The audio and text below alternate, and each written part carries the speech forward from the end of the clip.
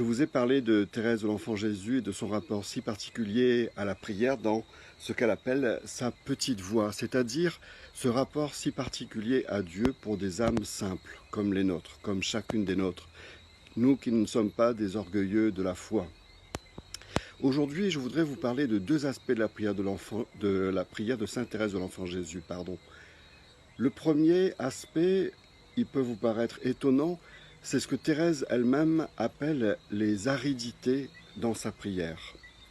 Thérèse carmélite, Thérèse plus grande sainte des temps modernes, Thérèse, docteur de l'Église, est aussi une vraie mystique. Et dans sa prière, pourtant, elle rencontre des moments d'aridité, c'est-à-dire des moments de sécheresse terribles. Des moments si durs à vivre qu'elle est parfois tentée de fuir la prière, de quitter le cœur, d'aller faire un tas de petites choses pour oublier cette sécheresse qui lui fait mal. Frères et sœurs, vous aussi, et moi le premier. Qui de nous, dans notre prière, nous n'avons jamais été tentés par fuir notre état de prière, ou bien fuir par la pensée, c'est-à-dire consulter virtuellement,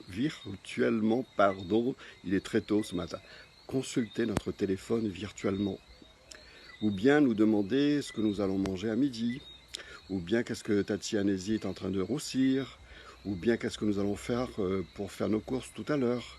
Bref, des tas de tentations pour partir le plus loin possible.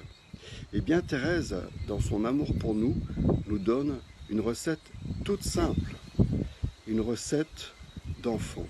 Je vous la lis.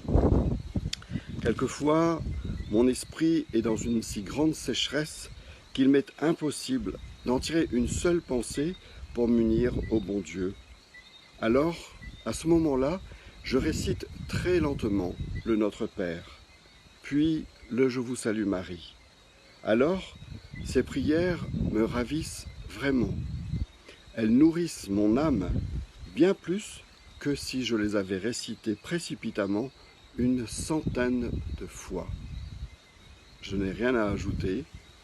Une seule prière, lentement, vaut mieux qu'une centaine de fois répétée mécaniquement. Bonne journée, à plus tard.